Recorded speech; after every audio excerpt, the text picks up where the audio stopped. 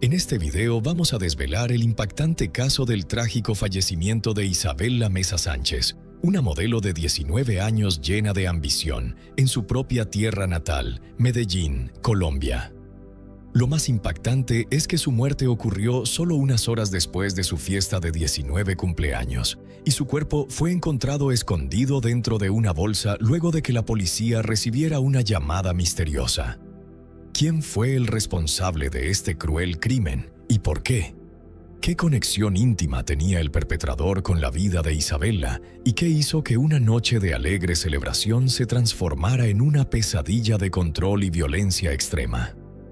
Vamos a investigar las señales de advertencia que fueron ignoradas, la cadena de sucesos que condujo a la tragedia y la razón por la que una madre, Sandra Mesa, tuvo que luchar para proteger a su nieto, Maximiliano, de la sombra de un crimen espeluznante. El incidente tuvo lugar en Medellín, Colombia, el día 28 de enero de 2024. Alguien llamó a la policía para reportar un crimen en una residencia privada. Una mujer al teléfono tenía dificultad para hablar.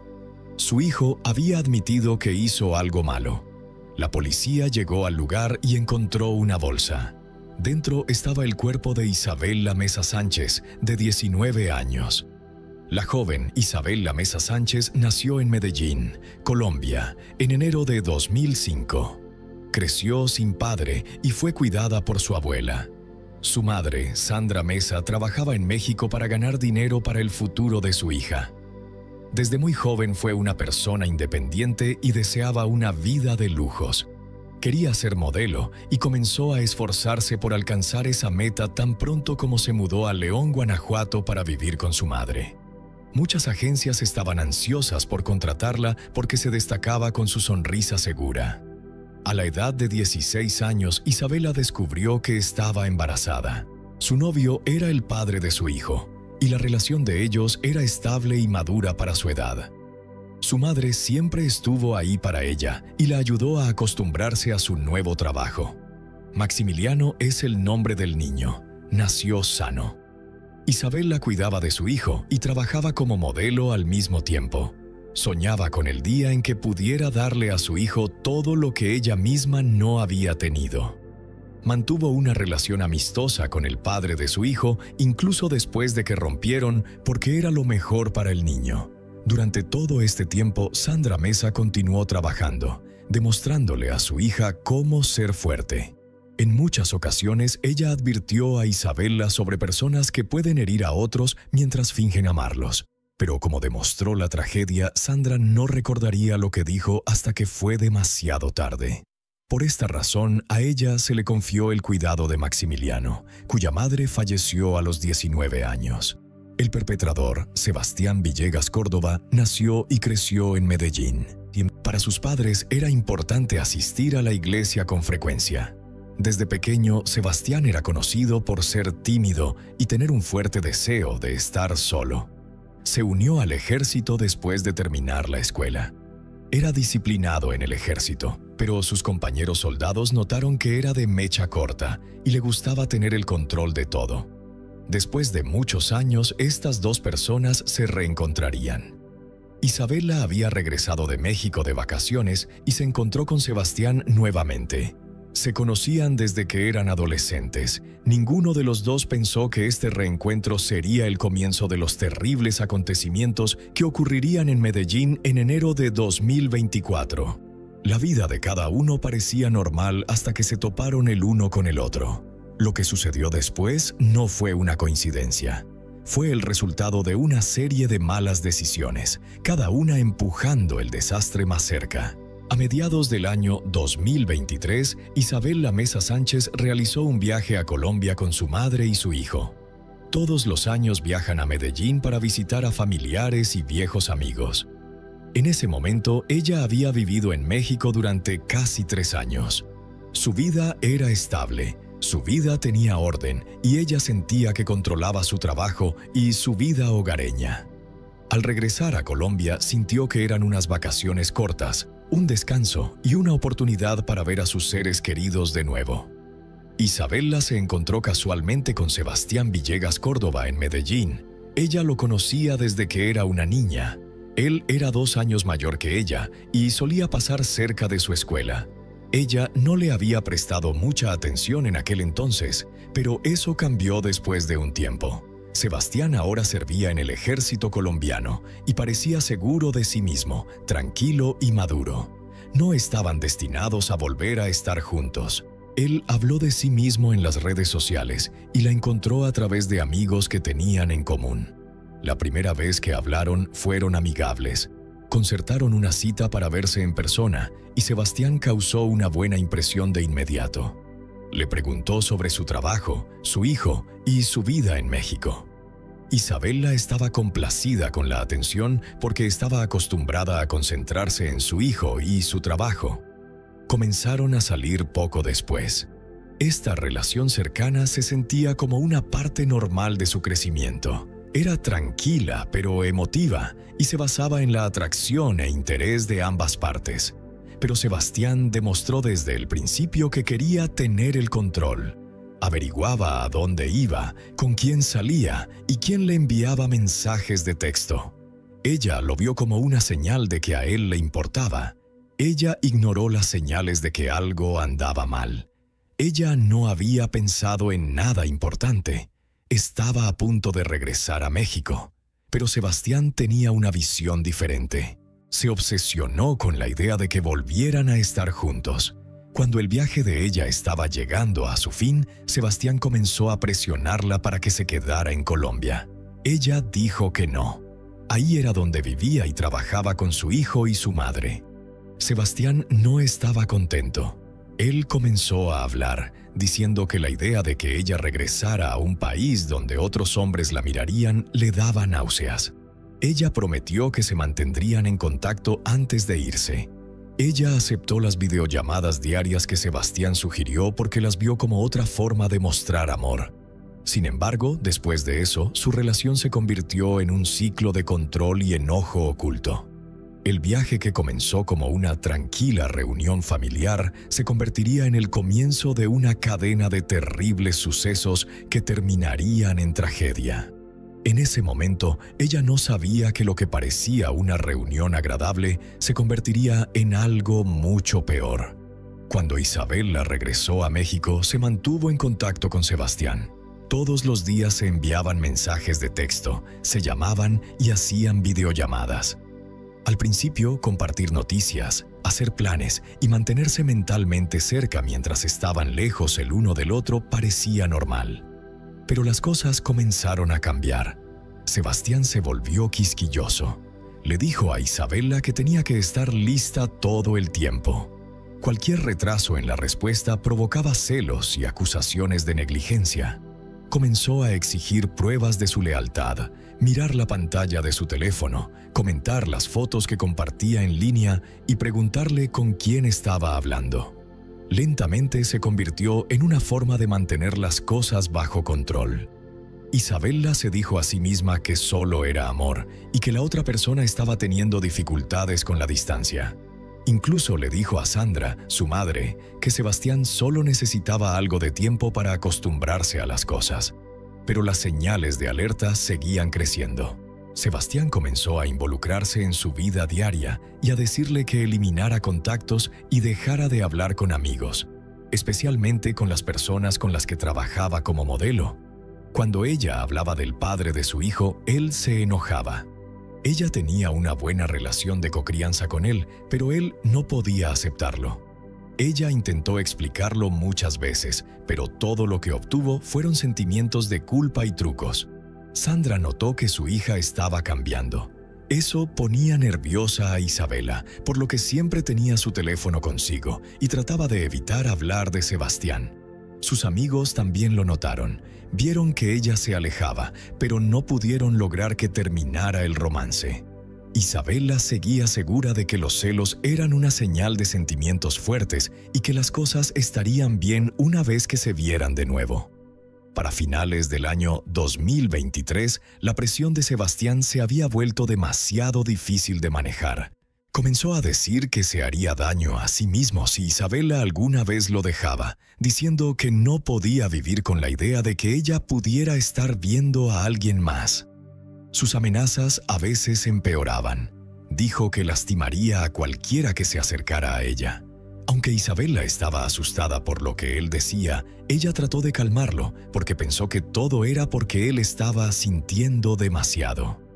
Sebastián había tomado el control de todos sus contactos en ese momento. Él elegía lo que ella vestía, con quién podía hablar y dónde podía estar. Si Isabela hacía algo diferente, él se enojaba y él encontraba una razón para todo lo que ella hacía.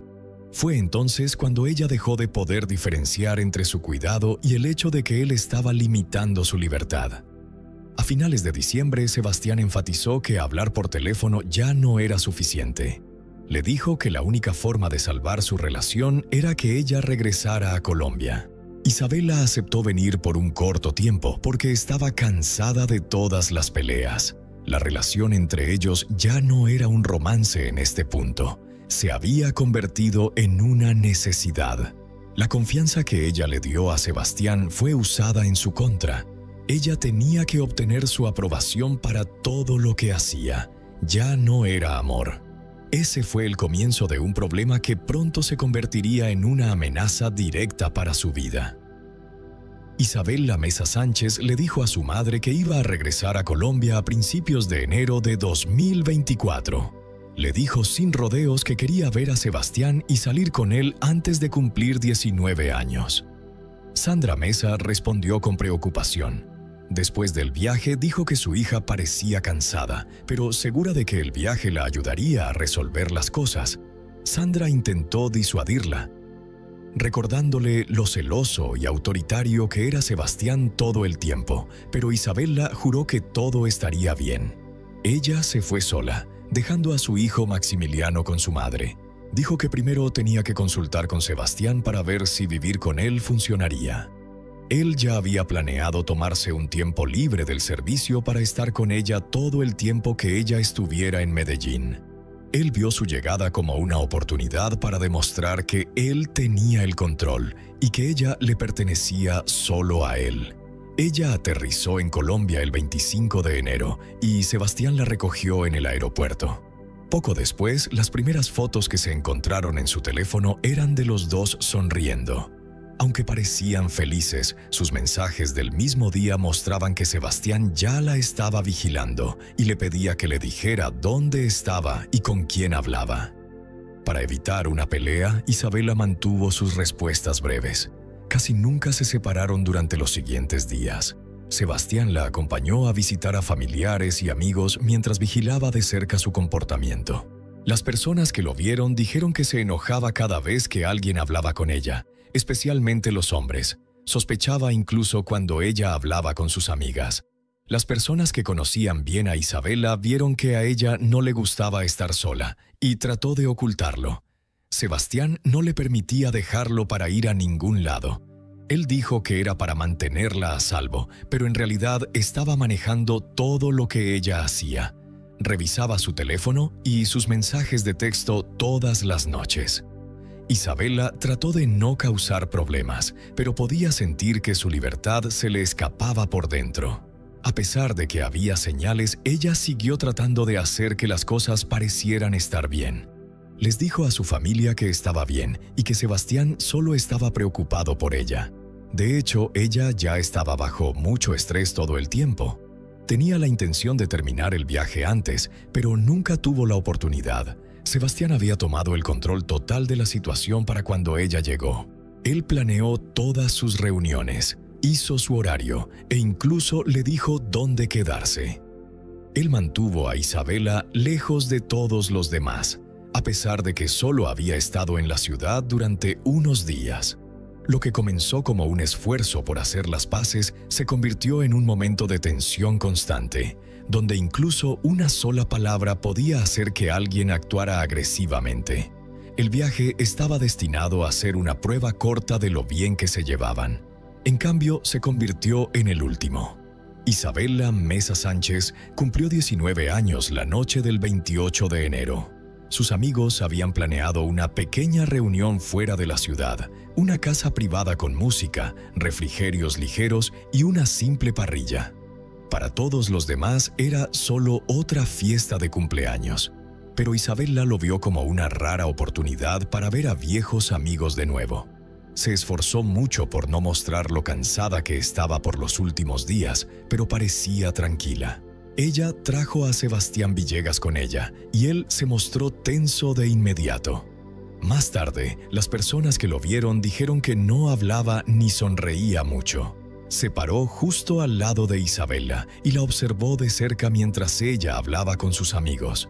Varias personas que estuvieron allí recordaron que él dijo que estaba cansado y que quería irse temprano. Isabela trató de ignorarlo para que la fiesta se mantuviera alegre. Las cosas cambiaron tarde en la noche. Alguien sugirió tomar una foto de todo el grupo. Cuando Isabela posó junto a un viejo amigo, Sebastián reaccionó rápidamente. Se acercó a ella, la agarró de la mano y les dijo que se fueran. La tensión fue sentida de inmediato por todos. Él agarró a Isabela con más fuerza cuando ella intentó soltarse. Los testigos dijeron que ella le dijo en voz alta que la soltara, lo que hizo que el ambiente se tensara. Por un corto tiempo, la música se detuvo. Algunos de sus amigos se ofrecieron a llevarla a casa, pero ella dijo que podía manejarlo sola. Después de eso, ambos se fueron al mismo tiempo. Era casi medianoche. En la fiesta, nadie volvería a ver a Isabela con vida. Al final, los investigadores encontraron que Sebastián ya estaba emocionalmente muy inestable en ese momento. Envió un mensaje de texto a un amigo unas horas antes de la fiesta para quejarse de que no podía manejar las cosas y que Isabela no le estaba prestando atención. Esos mensajes serían una pieza clave de prueba porque dejaron claro lo que estaba destinado a suceder. Sus amigos intentaron llamarla después de que ella y Sebastián se fueron de la fiesta, pero su teléfono estaba apagado. A la mañana siguiente, uno de ellos le envió un mensaje de texto, pero nunca fue leído. Más tarde, su madre, que todavía estaba en México, dijo que también había intentado llamar esa noche, pero seguía perdiendo la conexión. Después de eso, no hay más señales de Isabela. Cualquiera que la vio por última vez, la vio en una fiesta fuera de la ciudad el 28 de enero, donde estaba feliz y hablando con amigos. Solo unas horas después, su nombre aparecería en un trágico informe policial. Cuando Isabela Mesa Sánchez y Sebastián Villegas Córdoba se fueron de la fiesta, se dirigieron a la casa de sus padres. Fue un viaje en coche de unos 30 minutos. Los investigadores dicen que se pelearon en el camino. Los registros del teléfono de Isabela muestran que ella intentó llamar a un amigo alrededor de la medianoche, pero la llamada terminó después de solo unos segundos. Eso fue lo último que registró su teléfono. Aproximadamente a las 12:45 am, los vecinos dijeron que escucharon voces fuertes provenientes de la casa Villegas. Después de unos minutos, el ruido se detuvo. Los padres de Sebastián no estaban en casa en ese momento. Iban a un servicio de la iglesia tarde en la noche. Cuando llegaron a casa, su hijo estaba trapeando el suelo de la sala de estar. Su madre vio que él llevaba la misma ropa del día anterior, pero parecían estar mojadas. Pensaron que su comportamiento era extraño. Sebastián generalmente no ayudaba con las tareas del hogar, pero esa noche estaba limpiando sin parar y no quería hablar. Cuando se le preguntó dónde estaba Isabela, él dijo que se fue porque tuvieron una pelea. No pidieron más información, pero sí notaron que la casa olía fuertemente a productos de limpieza y que una ventana estaba abierta de par en par a pesar de que hacía frío afuera. Su madre luego vio una bolsa en la esquina de la habitación. Al principio no dijo nada, pero poco después Sebastián entró en la cocina y dijo en voz baja: «Lo arruiné todo». Él le dijo con voz fría que había matado a Isabela cuando ella preguntó qué había pasado. Después de eso, él salió de la casa. Sus padres no le creyeron hasta que vieron sangre en la habitación. Era real. Llamaron a la unidad militar donde servía su hijo alrededor de las 7 de la mañana y les contaron sobre sus confesiones. Sus oficiales superiores les dijeron que llamaran a la policía de inmediato. La policía había llegado a la casa a las 8 de la mañana. Durante la búsqueda, encontraron la bolsa de la que había hablado su madre. Cuando se abrió, se demostró lo peor. El cuerpo de Isabela Mesa Sánchez estaba dentro. Los expertos forenses encontraron 24 puñaladas, algunas de las cuales parecían heridas de defensa, lo que significa que ella intentó defenderse. Después de un tiempo, el cuchillo fue encontrado en un bote de basura detrás de la casa de un vecino. Sebastián Villegas Córdoba fue nombrado inmediatamente como el principal sospechoso por la policía. Fueron sus padres quienes hicieron la llamada privada que llevó a la policía a la escena y dijeron la verdad. No tuvieron más remedio que tomar esa decisión. Sabían que no podían ocultar la verdad. Esa noche fue el final de la vida que Isabela había estado construyendo para sí misma y su hijo. Un nuevo capítulo estaba destinado a comenzar en la casa donde el anterior había terminado. Tan pronto como se encontró su cuerpo, la investigación centró rápidamente su atención en Sebastián Villegas Córdoba como el principal sospechoso. Rastros de sangre, el cuchillo e hilos que coincidían con la ropa de Isabela se encontraron en la casa. La policía emitió un cartel de búsqueda y comenzó una operación de búsqueda completa.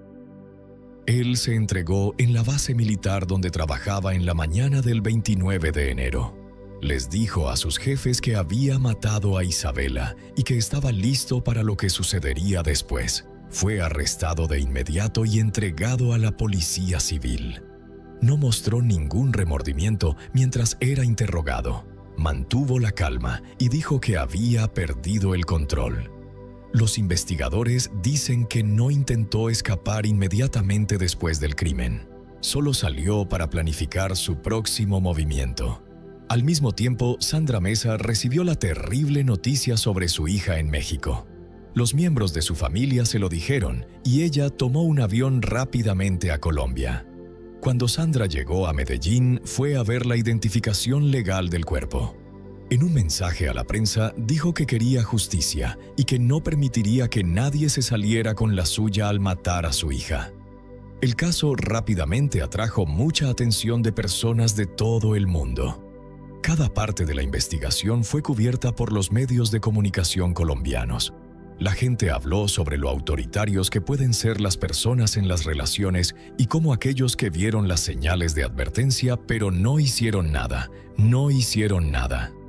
La historia se volvió viral en las redes sociales donde miles de personas se pronunciaron en apoyo de la familia Isabela y en contra de las acciones de Villegas. Un tribunal emitió una orden de arresto en su contra el 29 de enero por cometer un delito con condiciones más graves. Fue puesto en la cárcel hasta su audiencia. Los primeros días en la cárcel pasaron sin problemas, pero el día 3 de febrero sucedió algo extraño. Sebastián pidió ir al baño durante un descanso normal afuera. Siguiendo la práctica estándar, los guardias lo dejaron ir. Después de unos minutos, estaba claro que estaba tratando de salir del baño a través de una ventana. El plan para irse fue detenido rápidamente. Fue atrapado justo allí y sus condiciones de confinamiento se hicieron más estrictas. También fue acusado de intentar huir de la custodia. Este evento demostró que no se sentía mal por violar la ley y todavía estaba dispuesto a hacerlo incluso después de ser arrestado. Cuando la gente se enteró del plan de escape, prestaron más atención. Los grupos que luchan por los derechos de las mujeres pidieron castigos más duros para las personas sospechosas de agredir a mujeres. El nombre de Isabela Mesa Sánchez se vinculó a otro caso conocido de un crimen impulsado por el género, y su madre se convirtió en el rostro de un movimiento para exigir castigos más severos en este tipo de crímenes. La audiencia de Sebastián Villegas Córdoba comenzó a finales de enero y rápidamente atrajo mucha atención del público. El acusado dijo que no era culpable en la primera reunión porque no podía recordar cuándo ocurrió el crimen. Los fiscales mostraron pruebas, incluidos informes forenses, relatos de testigos de la fiesta y registros de sus mensajes de texto que amenazaban a Isabela. Había señales de intención y planificación en todas partes. Basado en la información, la defensa llegó a un acuerdo con los fiscales. A cambio de una sentencia más leve, Villegas acordó declararse culpable. En la audiencia final, el tribunal lo declaró culpable de un crimen motivado por discriminación basada en el género. Sebastián Villegas Córdoba fue condenado a una pena de prisión de 31 años y 3 meses sin posibilidad de salir antes, sin posibilidad de que se acortara su condena por buena conducta y sin posibilidad de ser puesto bajo arresto domiciliario. La sentencia fue dictada el día 9 de mayo de 2024. Sandra Mesa, la madre de Isabela, agradeció al tribunal y a todos los demás por su ayuda. Dijo que seguiría trabajando para asegurarse de que otras personas que pudieran estar en relaciones violentas aprendieran de la historia de su hija. Después de que el juez dictó su sentencia, Sandra habló con los medios de comunicación sobre su tristeza de una manera pública por primera vez. Habló sobre cómo había estado viendo a su hija luchar durante meses bajo mucho estrés, pero no pudo lograr que terminara la relación. Su triste discurso, que se mostró en las principales cadenas de televisión, fue tomado como un llamado a todos los padres que han perdido hijos o hijas por comportamiento violento. Después de que terminó la audiencia, a Sandra se le otorgó oficialmente la custodia de su nieto, Maximiliano. En un momento, la señora Sandra Mesa dijo que su único objetivo es mantener a salvo a su nieto Maximiliano y enseñarle que el amor no es algo a lo que temer. Esa no es solo la promesa de una abuela, sino también el juramento de convertir la tragedia en una advertencia. La triste historia de la familia Mesa muestra que guardar silencio y no hacer nada puede ser tan malo como el propio perpetrador. El caso de Isabela Mesa Sánchez ha trascendido las fronteras de un caso penal individual, convirtiéndose en una fuerte señal de advertencia en Colombia y en todo el mundo sobre la violencia de género y el control tóxico en las relaciones. Expone la realidad de que las señales de advertencia a menudo se encubren bajo el nombre de amor intenso o celos. La lucha de Sandra no solo busca justicia para su hija, sino que también crea un movimiento, alentando a las posibles víctimas a escuchar su instinto y buscar ayuda antes de que sea demasiado tarde.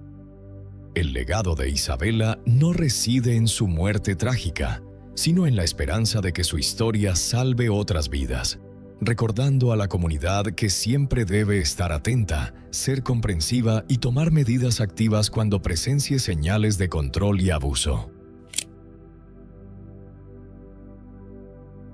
Solo faltaba exactamente un día para cumplir 17 años. Gabriela Nicole Prats. Rosario fue apuñalada hasta la muerte en medio de la última fiesta de verano en Puerto Rico, solo por atreverse a defender a su hermana en una discusión. Lo más espeluznante, las asesinas no eran desconocidas, sino precisamente las chicas a las que ella llamaba amigas, con las que compartía salón de clases y con las que reía todos los días. Y quien empuñaba el cuchillo había escondido la hoja afilada dentro de un peine, apuñalando una y otra vez a Gabriela delante de su propia madre, mientras a la madre la sujetaban con fuerza a otras personas para que no pudiera correr a salvar a su hija. Toda Puerto Rico quedó en shock. Una adolescente hermosa, excelente estudiante, llena de sueños de estudiar psicología en la universidad, terminó muriendo de la forma más cruel solo por la envidia oscura de quienes alguna vez fueron sus personas más cercanas. ¿Quién lo planeó todo con anticipación? ¿Quién fue la que sostuvo el cuchillo? ¿Y por qué hasta la madre de una de ellas está involucrada tan profundamente que fue arrestada junto a su hija? La respuesta es mucho más oscura y aterradora de lo que imaginas. No te vayas de la pantalla, porque los detalles que vienen te van a dejar helado. Gabriela Nicole Prats. Rosario nació el 12 de agosto de 2008 en un pueblo de Puerto Rico. Era hija de Lisandra Rosario y Gabriel Prats. Los padres de esta joven se divorciaron cuando ella tenía apenas 6 años. Y desde entonces su madre se convirtió en su principal apoyo. Gabriela también vivía con sus hermanas, con quienes estaba muy unida. Los primeros años de su vida transcurrieron en un lugar tranquilo y unido, donde todo el mundo se conocía y la rutina diaria giraba en torno a la escuela, la iglesia y muchas otras actividades. Según quienes la conocieron, Gabriela siempre fue una niña alegre, inteligente y de carácter fuerte. Además, era valiente, compasiva y siempre defendía a los demás. Tenía una personalidad muy equilibrada y se había convertido en alguien muy querido en su entorno. Encima, en los estudios siempre fue una alumna aplicada y soñaba con estudiar psicología en la universidad. En resumen, todos pensaban que Gabriela tenía un futuro brillante por delante, pero todo cambió en un día de verano. Con esta información de fondo, llegamos al 10 de agosto de 2025. Ese día, las autoridades locales del pueblo donde vivía Gabriela organizaron el gran cierre del verano, un evento con el que los jóvenes celebraban el último día de vacaciones antes de volver a clases. Además, en esa época, mucha gente estaba de licencia en sus trabajos, así que eran los últimos días que podían dedicarle el 100% a la familia. Evidentemente, Gabriela, sus hermanas y su madre asistieron a esa celebración, y al principio la noche transcurrió muy tranquila. Estaban felices, conversando, encontrándose con amigos y familiares. Todo parecía que iba a terminar de la mejor manera. El tiempo pasó, la actividad oficial terminó, pero muchas personas, entre ellas Gabriela y su familia, decidieron irse a otro lugar para seguir la fiesta. Escogieron un cruce de caminos muy conocido allí para hacer reuniones. Todo empezó bien, pero conforme fueron pasando las horas y ya había amanecido el día siguiente, comenzaron las peleas. Algunas personas habían bebido de más y surgieron discusiones verbales. Otros se fueron a los golpes por una cosa u otra, pero aparentemente todo seguía bajo control normal. Hasta que la hermana mayor de Gabriela empezó a discutir con un grupo de chicas falsas. Al principio solo eran palabras, parecía que no pasaría a mayores. Pero minutos después el ambiente se puso más tenso y la hermana de Gabriela empezó a ser atacada físicamente. Gabriela, por supuesto, intervino y decidió defender a su hermana, pero también fue atacada, esta vez con un arma blanca. Además, un amigo de Gabriela decidió protegerla y se lanzó a ayudar. Él también recibió varias heridas. La madre de la niña se dio cuenta de lo que pasaba y corrió a salvar a sus hijas. Pero las que estaban agrediendo la sujetaron con fuerza y no la dejaron acercarse para ayudar a sus hijas. Incluso la obligaron a presenciar cómo golpeaban a sus hijas en ese momento. Solo minutos después se vio a Gabriela tirada cubierta de sangre al borde de la carretera y al amigo tambaleándose con una herida grande en la espalda. En medio de un mar de sangre y una escena caótica y dolorosa, las responsables huyeron mientras Gabriela y su amigo yacían en la acera. Testigos vieron desaparecer un arma blanca entre la multitud que huía despavorida. Algunas personas aseguraron que las agresoras se cubrían el rostro con capuchas y vestían ropa oscura para no ser reconocidas. Los servicios de emergencia llegaron rápido y los dos jóvenes fueron trasladados al hospital. Gabriela estaba inconsciente y con pulso muy débil. Allí los atendieron a ambos. Se supo que el amigo de la niña tenía 3 heridas en la espalda, una de ellas cerca del pulmón, lo que ponía su vida en peligro. Sin embargo, lograron estabilizarlo después de la cirugía y poco a poco se fue recuperando gracias a la atención médica. Hay que destacar que la identidad del amigo de Gabriela no fue revelada porque aún es menor de edad. La pobre Gabriela no tuvo la misma suerte. Aunque los médicos hicieron todo lo posible, ya era demasiado tarde y las heridas habían dañado órganos vitales. Minutos después de ingresar al centro médico fue declarada muerta. Solo faltaba un día para que cumpliera los 17 años. Desde la madrugada del 11 de agosto, los agentes de la División de Delitos Criminales comenzaron la investigación y, basados en múltiples testimonios, señalaron a varias jóvenes como sospechosas. Actuaron rápido y realizaron todos los procedimientos necesarios para proteger la escena y recolectar todas las evidencias.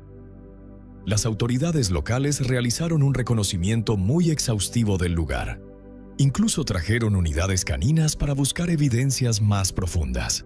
Recogieron varios objetos con sangre como neveritas, teléfonos abandonados y ropa. Realmente la escena estaba muy desordenada porque, como ya dije, mucha gente había llegado a seguir la fiesta. Bebieron demasiado y no recogieron lo que usaron. El sitio parecía casi un basurero, pero aún así lograron recuperar muchas cosas importantes. Varias de ellas tenían rastros de sangre, por lo que obviamente fueron enviadas a analizar. También empezaron a hablar con todas las personas que habían estado en la fiesta para obtener la mayor cantidad posible de pistas. Usaron helicóptero para sobrevolar toda el área y buscar más pistas. Con el paso del tiempo y gracias a distintos reportes y declaraciones, allanaron una residencia. Allí incautaron un Toyota Corolla gris del año 1999. Según varios testigos, ese mismo carro fue el que usaron las asesinas de Gabriela para darse a la fuga. Además, en esa casa también incautaron mucha ropa manchada de sangre.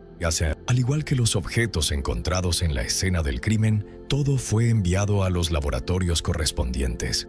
Y mientras la policía avanzaba en la investigación, toda la comunidad lloraba a Gabriela. Recordemos que estaba a punto de celebrar su cumpleaños y la mañana del 12 de agosto, día en que supuestamente festejaría, los vecinos desde temprano se reunieron y organizaron una caravana que recorrió muchas calles, llenando cada rincón de muestras de cariño para honrar a la joven. También hicieron esa marcha para exigir justicia, y en la escuela no hubo ninguna celebración ni felicitación. En su lugar colgaron una cinta negra en la entrada con mensajes de solidaridad hacia la familia y la comunidad. Las clases inferiores suspendieron clases mientras todos los estudiantes se unieron al duelo. El aula donde esta joven debería haber comenzado el nuevo año escolar mostraba una imagen desgarradora. Un pupitre vacío con una cinta negra sobre el lugar que le correspondía. Y mientras familiares y amigos se despedían de ella, las autoridades seguían investigando. Entre el 13 y el 14 de agosto ya tenían identificadas al menos a 6 personas como sospechosas. 4 menores de entre 16 y 17 años y 2 adultos de 20 años. Sin embargo, desde el principio la información sobre lo ocurrido esa madrugada se mantuvo muy reservada. Tanto la fiscalía como la policía evitaron publicar nombres. Solo mencionaban discretamente a 6 personas sin confirmar públicamente sus identidades. Además, hubo un incidente paralelo relacionado con el carro de Lisandra, la madre de Gabriela. Ella denunció que le robaron su Honda Accent rojo el mismo día de los hechos. Según contó, el vehículo estaba estacionado cerca del cruce donde celebraban y horas después lo encontraron abandonado. Las autoridades no dieron más explicaciones al respecto, pero algunos medios especularon rápidamente que el robo podría estar conectado con la investigación.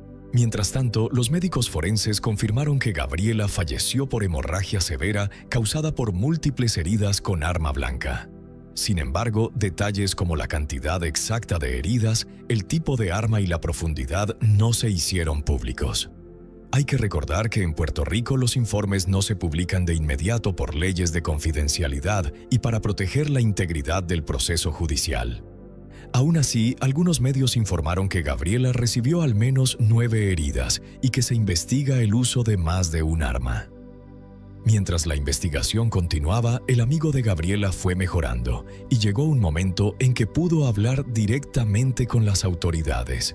Eso ayudó muchísimo porque era testigo presencial y pudo dar a los investigadores una cronología más precisa de los hechos y una descripción más clara de quiénes los atacaron. En el entorno de Gabriela empezaron a hablar de un grupo de chicas con las que ella ya había tenido problemas antes. Mencionaban nombres, apodos y descripciones, pero en esta fase inicial las autoridades realmente no querían señalar directamente a nadie. Fueron muy herméticos con todo lo que hacían y extremadamente cuidadosos con los próximos pasos. No querían arruinar la investigación y que la justicia no se hiciera para Gabriela. Mientras todo esto ocurría, la familia y los amigos de la joven recibieron el cuerpo y comenzaron a preparar la despedida definitiva. Muchísima gente se reunió para acompañar a Gabriela, alguien, como ya dije, muy querido. El velatorio se realizó el viernes 15 de agosto y asistieron más de 300 personas. Todos querían darle el último adiós a Gabriela. La madre de la niña compartió un mensaje profundamente doloroso y el padre también escribió algo en redes sociales diciendo que era el día más triste de su vida. La caravana conmemorativa estuvo llena de cariño. La gente llevó globos blancos y cintas rosadas y solo decía cosas bonitas de Gabriela. Muchos también escribieron mensajes de recuerdo en los cristales de sus carros. Los compañeros de clase de Gabriela desfilaron con camisetas con su foto sonriendo y soltaron globos con el número 17 al cielo. Y mientras pasaban los días sin noticias nuevas de la investigación, la comunidad exigía respuestas. Querían justicia para Gabriela, querían saber qué había pasado y quiénes eran los responsables. Las autoridades de Puerto Rico decidieron pedir ayuda al FBI para tener una investigación no solo más rápida, sino más comprometida y con muchos más recursos. Se sabe que cuando el FBI entra a un caso, todo empieza a avanzar mejor, y pocos días después de haberle dado el último adiós a Gabriela, dos de las jóvenes señaladas, concretamente las menores de edad, llegaron a la comandancia a dar muestras de ADN. Una de esas jóvenes incluso fue acompañada por su madre. Esas muestras se compararían con evidencias obtenidas del Toyota Corolla. Como ya dije, ese carro supuestamente fue usado por las atacantes de Gabriela para huir. También se supo que una de las jóvenes ejerció su derecho al silencio, mientras la otra colaboró con la investigación. Obviamente, en ese momento nadie reconoció públicamente haber participado en el crimen. Los resultados de ADN fueron clave para comenzar las detenciones y señalar a las principales responsables de todo lo ocurrido. Como pueden imaginar, en esa etapa, con la investigación cerrada a cal y canto y sin sospechosos principales claros, la familia de Gabriela empezó a sentirse muy mal. Realmente no sabían si la investigación avanzaría lo suficiente y en redes sociales ya empezaron a circular los nombres de las jóvenes que atacaron a Gabriela. Incluso el amigo sobreviviente pidió perdón a la familia por no haber podido proteger a Gabriela de alguien a quien llamó la puerca, pero sin mencionar nombre. En las redes de la madre de Gabriela, ella también dijo que sabía quiénes habían atacado a su hija. Y parece que Gabriela había tenido problemas con otra compañera de escuela. La razón era que esa chica, que en ese momento era la principal sospechosa, sentía mucha envidia de Gabriela. Tenían conflictos por la personalidad de la niña, por cómo se comportaba, por su popularidad y estaba claro que tarde o temprano iba a haber pelea. Esa situación hizo que las autoridades temieran que la gente indignada, al tener información sobre esas jóvenes, tomara la justicia por su mano. Pero antes de que ocurriera otra tragedia, la mañana del martes 19 de agosto, la investigación dio un giro y los principales responsables fueron expuestos. Señalaron a Antoniesca Avilés Cabrera, de 17 años, compañera de escuela de Gabriela, y a Elvia Cabrera Rivera, una mujer que sorprendió a todos por tener 40 años y ser la madre de la joven. Ambas fueron arrestadas en lugares diferentes porque Antoniesca se escondía bajo la protección de otros familiares. Durante la detención llamó la atención el lenguaje corporal de esta chica, mirada desafiante, mentón arriba y un andar que muchos calificaron de arrogante. Parecía despreocupada y sin darse cuenta de la gravedad de los cargos que la esperaban. Y la realidad es que la fiscalía presentó cargos por 2 delitos: asesinato en primer grado y violación a la ley de armas. Se decidió que sería juzgada como adulta y se fijó una fianza de $1 millón para Antoniesca y otro $1 millón para Elvia, su madre. Ninguna pudo pagar y fueron enviadas a prisión a la espera del juicio. Y al ver a estas 2 mujeres esposadas y llevadas a prisiones diferentes, la madre y la hermana mayor de Gabriela rompieron en llanto. Otros familiares aplaudieron y muchísima gente reunida frente al tribunal gritaba e insultaba a las detenidas. Antoniesca y Elvia fueron aisladas del resto de la población penal y puestas bajo estrictas medidas de seguridad porque ya habían empezado a recibir amenazas de otras reclusas. De hecho, en redes comenzó a circular una carta escrita por una interna advirtiendo que según el código carcelario ambas debían ser golpeadas gravemente por lo que le hicieron a Gabriela. Y aunque en ese momento todos estaban en shock por lo ocurrido y porque una chica tan joven había atacado a una compañera de clase y su madre la ayudó y ambas estaban presas, lo que vino después dejó a todos aún más impactados. Y es que la investigación reveló que Antoniesca y su madre no atacaron a Gabriela en un arrebato de ira como se pensó al principio, sino que lo planearon todo con anticipación. Desde el primer evento ya llevaban escondido un arma blanca dentro de un peine y durante toda la noche provocaban tanto a Gabriela como a su hermana. De alguna forma querían hacerla enojar para provocar pelea, pero en el primer lugar no lo lograron, así que esperaron a que la fiesta se alargara. Dicen que Antonieszka y Gabriela alguna vez fueron amigas, pero Antonieszka empezó a sentir mucha envidia de ella. Cada vez que Gabriela subía algo a redes, Antonieszka se ponía furiosa. No soportaba verla feliz, no soportaba verla bien. Y finalmente, según las autoridades, eso fue alimentando un odio muy feo en su interior. También se sabe que en el año 2023, Gabriela fue cambiada de escuela por su madre para alejarla de un grupo de chicas problemáticas entre las que estaba Antonieszka. Sin embargo, ese esfuerzo por alejarla del peligro fracasó porque esas mismas chicas también se trasladaron a la misma escuela para seguir acosándola. Sea cual sea la razón del caso, el 25 de agosto se celebró la audiencia preliminar donde la jueza aclaró las disposiciones sobre la seguridad de los testigos y la cobertura mediática del juicio. Decidió que los testigos no serían filmados ni aparecerían en cámara, y además advirtió que si durante el proceso la fiscalía no presentaba pruebas convincentes contra Antonieszka, la decisión de juzgarla como adulta podría revocarse y el caso pasaría a tribunal de menores. Esa fue una de las principales razones por las que la jueza decidió proteger su identidad, aunque su rostro desafiante ya se había viralizado en todos los medios y nosotros también teníamos su nombre. Así están las cosas. Al momento de hacer esta investigación, finales de agosto de 2025, se espera que haya más arrestos.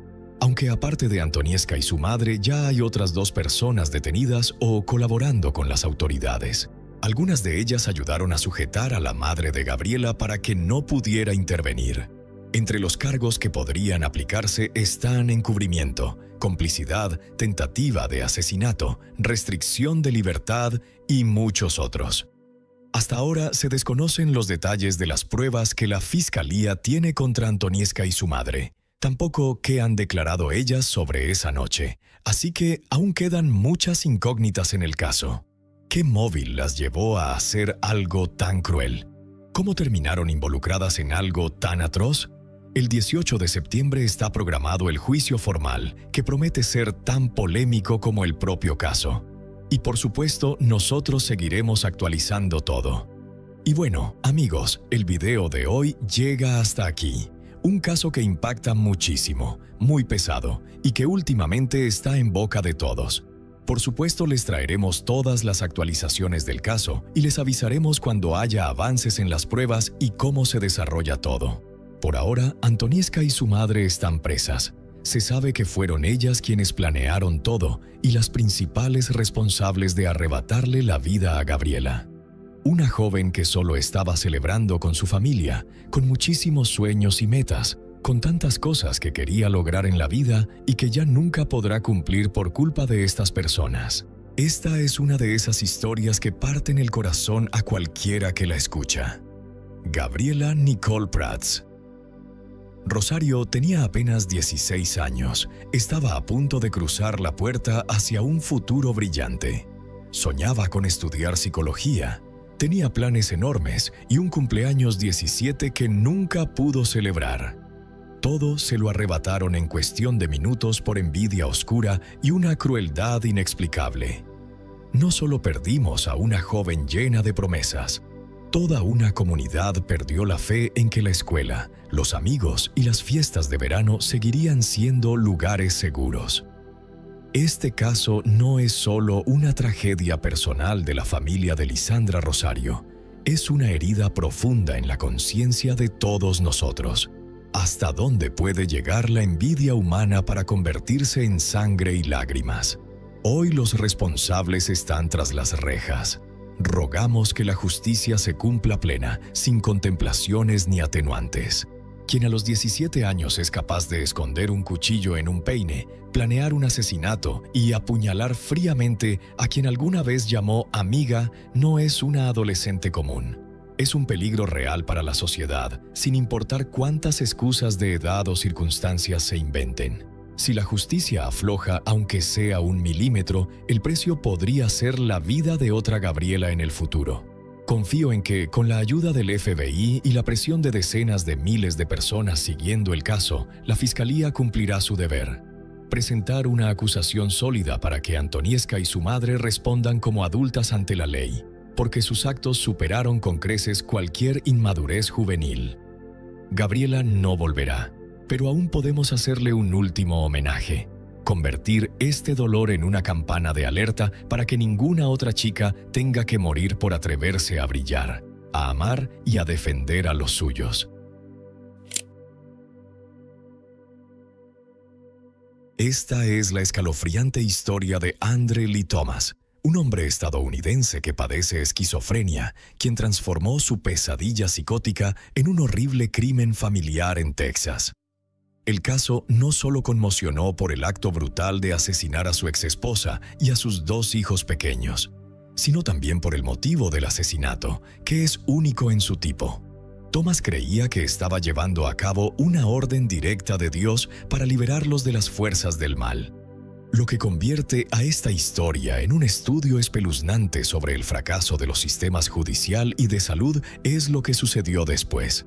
Tras entregarse, Andre Lee Thomas, mientras estaba detenido, llevó a cabo un acto autodestructivo horrible. Se extirpó y se comió sus propios globos oculares, un acto que, según él, cumplía un pasaje de la Biblia. ¿Podrían la ceguera y la locura incesante salvar a Thomas de la pena de muerte? Le invitamos a profundizar en la tragedia que rodea el crimen, la fe fanática y el viaje de mente de este hombre al corredor de la muerte. Andre Lee Thomas nació el 17 de marzo de 1983 en una ciudad llamada Muskogee, en el estado de Oklahoma, Estados Unidos. Su madre, Rochelle Thomas, era una mujer muy devota que realmente creía recibir mensajes de Dios. En el momento en que Andre nació, Rochelle ya no trabajaba y tenía dificultades para proporcionar a sus hijos las necesidades más básicas. Hubo momentos en que la familia Thomas tuvo que vivir sin electricidad ni agua potable. Algunos miembros de la iglesia a la que asistían recuerdan haber visto a la señora Rochelle sacar agua directamente de la torre de agua en cubos. En ese momento se decía que esta mujer tenía 5 hijos, ya se había divorciado del padre de Andre y estaba en una relación romántica con otro hombre. Ella se había casado con el padre de Andre, Dennis Thomas, en 1975. Sin embargo, su relación no fue en absoluto armoniosa, ya que Dennis constantemente se metía en problemas con la ley y era un drogadicto empedernido.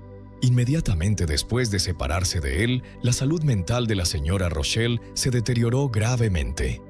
A partir de entonces, la señora Rochelle dijo cada vez más que recibía mensajes de Dios.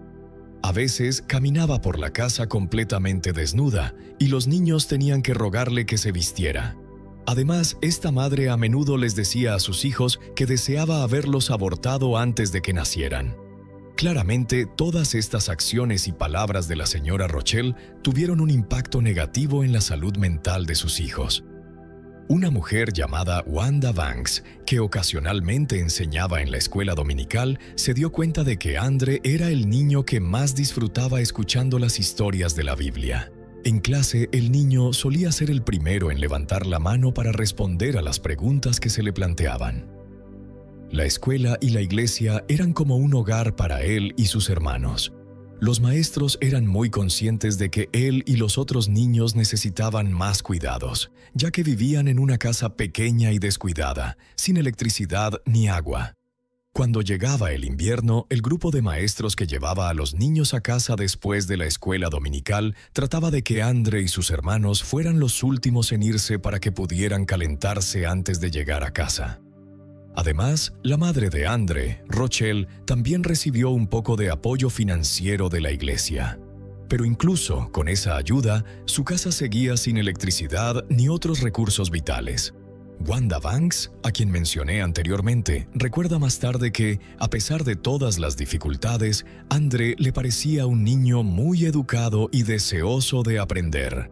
Según el relato de su padre, Dennis Thomas, el niño solía desmontar los electrodomésticos para entender cómo se hacían.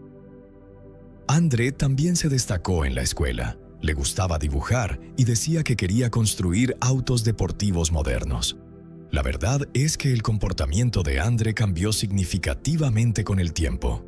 En 1993, cuando tenía alrededor de 10 años, el niño dijo que habían aparecido voces en su cabeza.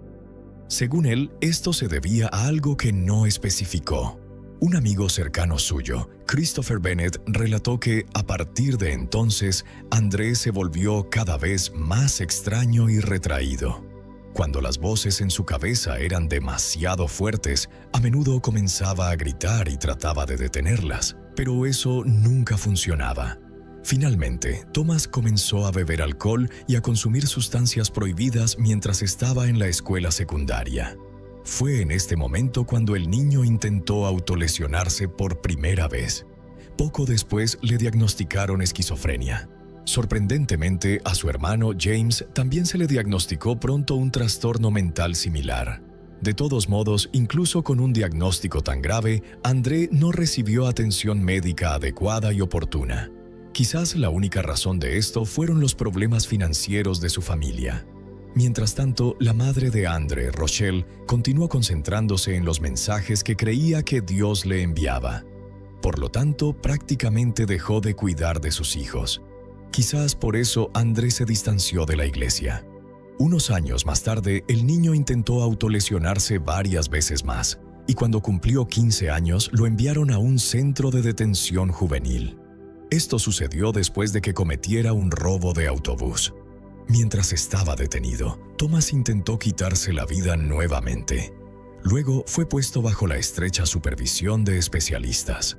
Un examen psicológico mostró que padecía varios trastornos de personalidad, juicio irracional, distorsiones cognitivas, desconexión de la realidad y ansiedad extrema. A pesar de esto, fue puesto en libertad más tarde. En ese momento todavía tenía 15 años. Esto significa que los signos de enfermedad mental que mencioné ya habían estado presentes en él durante 5 años. Naturalmente, es necesario aclarar que hubo momentos en que las voces en la cabeza de André se silenciaron por un tiempo. En esos momentos parecía un adolescente perfectamente normal. Pasaba tiempo con sus amigos y montaba en bicicleta. Incluso encontró un trabajo en un restaurante de comida rápida. Además, conoció a una chica llamada Laura Christine Boren. Se llevaron tan bien que finalmente comenzaron una relación romántica. Se podría decir que todo le iba muy bien a André en ese momento. Asistía a la escuela por la mañana, luego iba al trabajo, visitaba a su novia y luego regresaba a casa. Para Laura Christine Boren y su familia, Thomas siempre se presentó como un joven decente y atento. El padre de la chica, Paul Bond, incluso habló sobre la capacidad de André para mostrar su mejor lado. Según los padres de Laura Christine Boren, en el momento en que se conocieron, no sabían que Thomas escuchaba voces y usaba sustancias prohibidas, pero tampoco sabían que él tenía algunos problemas con la ley. Quizás por eso sintieron que André era un joven prometedor, con un futuro brillante y exitoso. Después de un tiempo, se enteraron de que Laura Christine Boren estaba embarazada. Tan pronto como se enteró, André abandonó la escuela de inmediato y comenzó a trabajar a tiempo completo para asegurar el futuro de su familia. Mucho antes de este evento, el padre de Laura Christine Boren había bromeado diciendo que si una de sus hijas se quedaba embarazada, mataría al padre del niño. Sin embargo, cuando el hombre se dio cuenta de lo serio que era Thomas con su hija, simplemente dejó de interferir en su relación. Y así, en agosto del mismo año, nació un niño, a quien llamaron André Lee Boren. Inmediatamente después del nacimiento de su hijo, André decidió casarse con Laura Christine Boren y le propuso matrimonio. Irónicamente, se casó con ella en su 18º cumpleaños. Sin embargo, este matrimonio no duró, y se separaron después de solo 4 meses. Inmediatamente después del divorcio, las voces en la cabeza de André reaparecieron. Con una profunda tristeza por el fin de su relación con Laura Christine Boren, él la molestaba constantemente e insistía en reanudar su relación. Por su parte, Laura Christine Boren estaba decidida a criar a su hijo sola. Además, la salud mental de Andre empeoró hasta el punto de que estaba obsesionado con la idea del inminente fin del mundo. A pesar de esto, los padres de Laura Christine Boren inicialmente continuaron considerando a Andre como un miembro de su familia. En realidad, era un hombre enfermo. Hubo un momento en que Andre decidió que estaba poseído por demonios y corrió a su antigua iglesia para tratar de expulsarlos de sí mismo. Al mismo tiempo, el joven había vuelto a encontrar trabajo, pero luego también se acercó a su empleador varias veces y le dijo que ya no quería vivir. En enero de 2004 visitó a su hermano, Brian Thomas, quien acababa de ser dado de alta de una clínica psiquiátrica. Vivieron juntos en una casa rodante por un tiempo, aunque no se llevaban bien. A finales de ese mes, los dos jóvenes comenzaron a discutir sobre el volumen de la canción que Brian Thomas estaba escuchando. Hubo un momento en que Brian Thomas bromeó diciendo que dirigiría todos los espíritus malignos que vivían en el apartamento hacia su hermano. En los recuerdos de lo que sucedió después, Andre diría que estaba demasiado harto de que su hermano se burlara de él, así que fue a la cocina, tomó un cuchillo de 20 centímetros de largo y apuñaló a Brian Thomas directamente. Cuando la policía llegó a la casa rodante, Andre estaba de pie en medio de la habitación con las manos levantadas. Finalmente fue enviado a prisión y solo estuvo allí 3 meses. Afortunadamente, su hermano sobrevivió en ese momento. Desde entonces había pasado un tiempo más y Laura Christine Boren conoció a otro joven llamado Brian Haxa. Aproximadamente un año después de comenzar su relación, tuvieron una hija juntos, a quien llamaron Leah Marie Hughes. En este momento todo parecía ir bien para Laura Christine Boren, pero pronto surgió otro problema. Aunque Laura Christine Boren había terminado su relación con Andre hacía años, él todavía sentía la necesidad de reconciliarse con ella. Estaba claro que su estado de salud se estaba deteriorando rápidamente. Por esta razón, ella comenzó a limitar el tiempo que Andre podía pasar con su hijo en común. A veces, Laura Christine Boren les decía a sus amigos que no podía deshacerse de la sensación de que su exmarido estaba viviendo el mismo día una y otra vez. Finalmente, un amigo cercano de Laura Christine Boren se preocupó por el estado de Andre y decidió llevarlo a una clínica psiquiátrica. Allí, Andre dijo que apenas podía soportar sus propias voces y que constantemente quería escapar de su vida. Además, el joven dijo que tan pronto como saliera de la clínica, saldría a la calle y se lanzaría contra un autobús. Al escuchar esto, un empleado de la clínica dijo que necesitaba ir al hospital y registrarse. Además, dejó en claro que si Andre no lo hacía, solicitaría una detención involuntaria, involuntary hold. A pesar de la advertencia del médico, Andre no fue al hospital después de salir de la clínica. Y por alguna razón la policía no lo buscó. Al día siguiente, un pariente de Andre, a quien siempre trató con gran respeto, murió debido a complicaciones de una enfermedad pulmonar.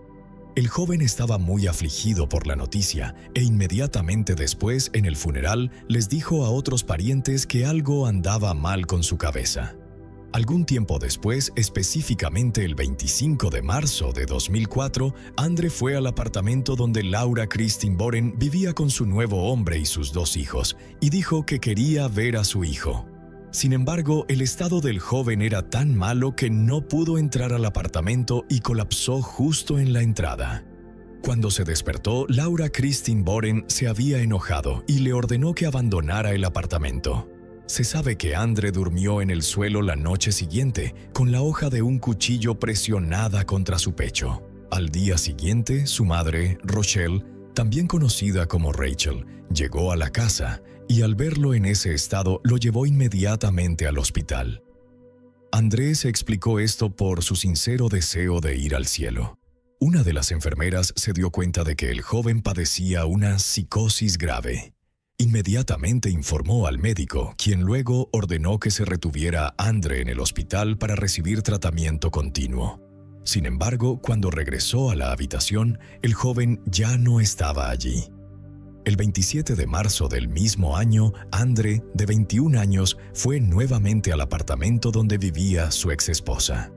Al llegar, subió en silencio al tercer piso y derribó la puerta principal. Desafortunadamente, Laura Christine Boren estaba en casa con sus hijos en ese momento. Al entrar con 3 cuchillos en la mano, Andre atacó a Laura Christine Boren con bastante rapidez y se abalanzó directamente sobre ella. Laura Christine Boren trató de resistirse, pero Andre demostró ser más fuerte. Solo unos momentos después, el joven apuñaló uno de los cuchillos directamente en su pecho, creando un agujero. Andre extrajo lo que pensó que era su corazón, aunque en realidad era solo una pequeña parte de sus órganos. Luego fue a la habitación de su hijo Andre Lee Boren e hizo lo mismo con el niño.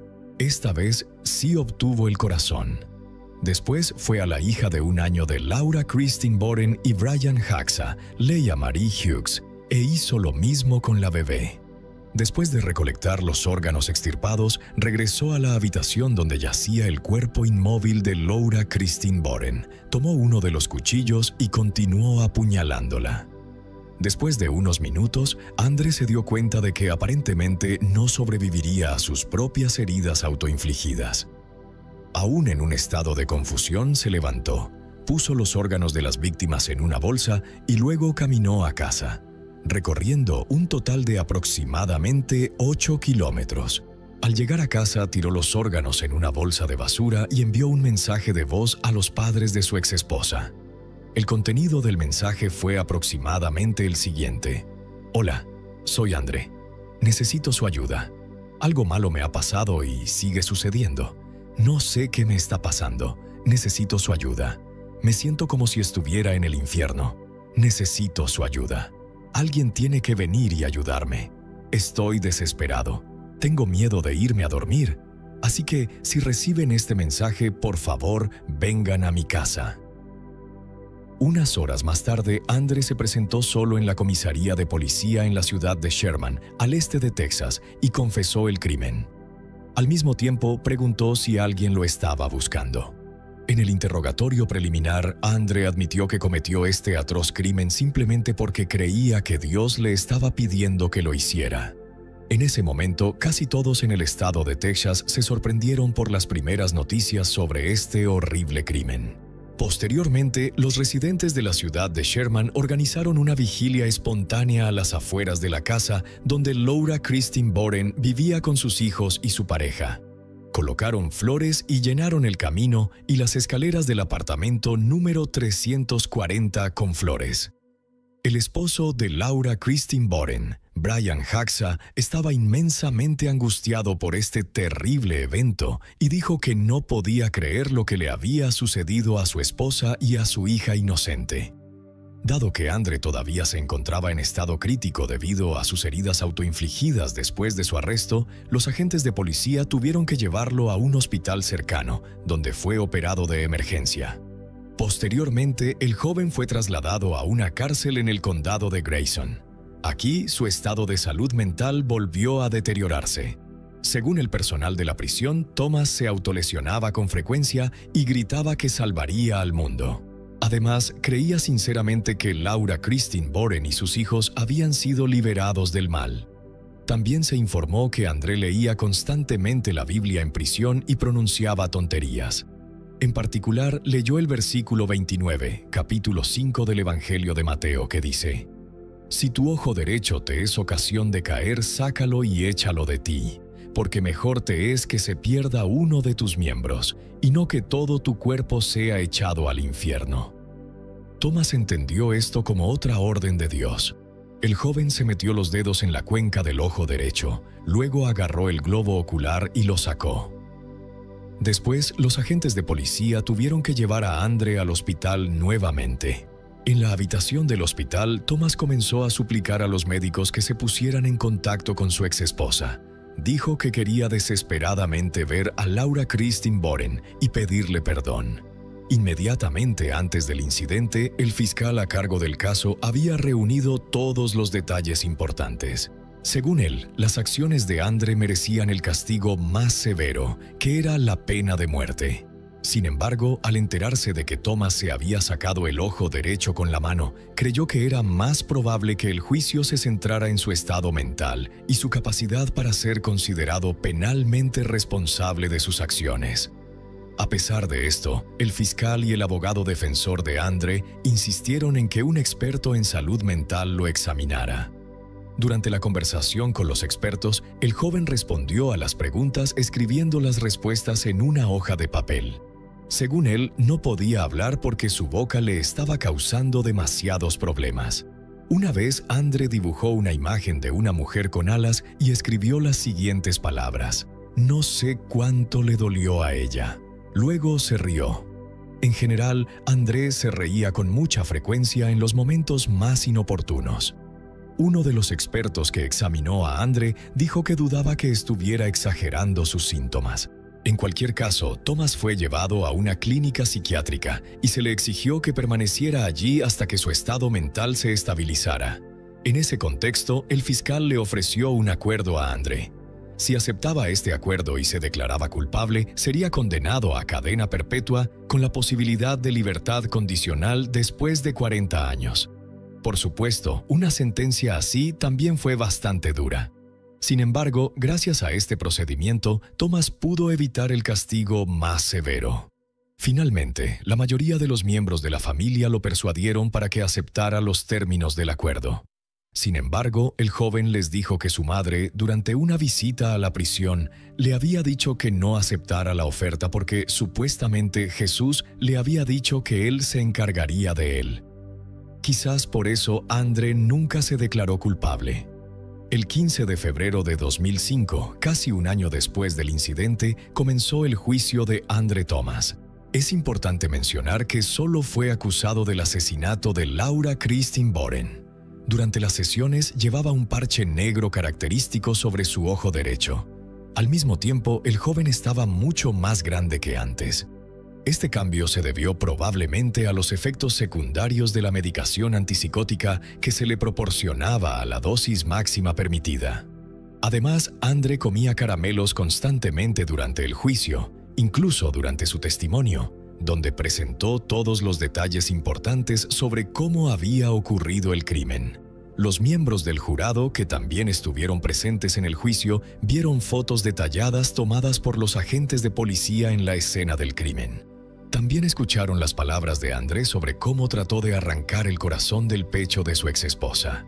Finalmente, los miembros del jurado estuvieron de acuerdo en que el joven estaba demasiado perturbado para darse cuenta de la gravedad y, lo más importante, de la brutalidad de sus acciones. Sin embargo, esta circunstancia no lo salvó del castigo más severo, porque según la ley del estado de Texas, la condición mental de Thomas fue el resultado de su uso voluntario de alcohol y sustancias prohibidas. Inmediatamente antes de la sentencia, el fiscal se dirigió nuevamente al jurado, preguntándoles qué criminal merecía ser ejecutado si no era el que había asesinado a 2 niños pequeños y a su madre. Antes de que el juez dictara sentencia, le preguntó a André si tenía algo más que decir. Entonces el joven se levantó de su asiento, se volvió hacia los padres de Laura Christine Boren y dijo: «Solo quiero decir que lo siento por lo que hice». Finalmente, el jurado lo declaró culpable. Después de que terminó el juicio, Andre fue enviado al llamado Corredor de la Muerte en la prisión de la ciudad de Livingston. Se sabe que su estado mental se deterioró continuamente mientras estuvo allí. En particular, Andre dijo que escuchaba voces de ángeles y demonios y que no entendía por qué estaba encarcelado por un acto que cometió bajo la orden de Dios. Durante todo este tiempo, Thomas intentó autolesionarse constantemente. Un día llegó al extremo de intentar cortarse el cuello. Sin embargo, los médicos locales le salvaron la vida. Posteriormente, su estado se estabilizó por un tiempo, hasta 2008, cuando se sacó el ojo izquierdo y se lo comió. Andre dijo después que hizo esto porque no quería que el gobierno pudiera leer sus pensamientos. Al mismo tiempo, exigió a las autoridades penitenciarias que le devolvieran su globo ocular derecho, que también se había sacado, porque estaba seguro de que lo tenían. Inmediatamente después de este incidente, Thomas fue trasladado a un centro psiquiátrico en el suroeste de Houston. Según los expertos, todavía creía que Laura Christine Boren y sus hijos estaban vivos porque aún podía verlos incluso sin ojos. Además, Andre insistió en que les había quitado el corazón para liberarlos del mal. Durante las raras visitas de sus familiares, Andre relató que constantemente soñaba con cosas que nunca podría volver a hacer, como conducir o mirar cuadros. Cuando un pariente le preguntó si sabía por qué las autoridades querían ejecutarlo, Andre respondió que esto estaba sucediendo debido a su importante destino, lo que lo elevaría. Según él, el hecho de ser negro era una desventaja para las autoridades. La ejecución de Andre estaba programada para el 5 de abril de 2023. Sin embargo, esta orden de ejecución fue aplazada el 7 de marzo de 2023. El motivo del aplazamiento fue dar más tiempo al abogado de Thomas para preparar una solicitud de revisión de su capacidad mental. Según la Constitución de los Estados Unidos, está prohibido ejecutar a un preso que ha perdido la razón, insane. Los abogados de Thomas continúan argumentando que, dada su grave esquizofrenia que lo llevó a autolesionarse ambos ojos y que actualmente está completamente ciego, no tiene la capacidad mental suficiente para comprender la razón y el castigo de la pena de muerte. Andre Lee Thomas actualmente permanece detenido en un centro psiquiátrico del sistema penitenciario de Texas para presos con problemas mentales graves, a la espera de los próximos procedimientos legales para decidir si es apto para ser ejecutado.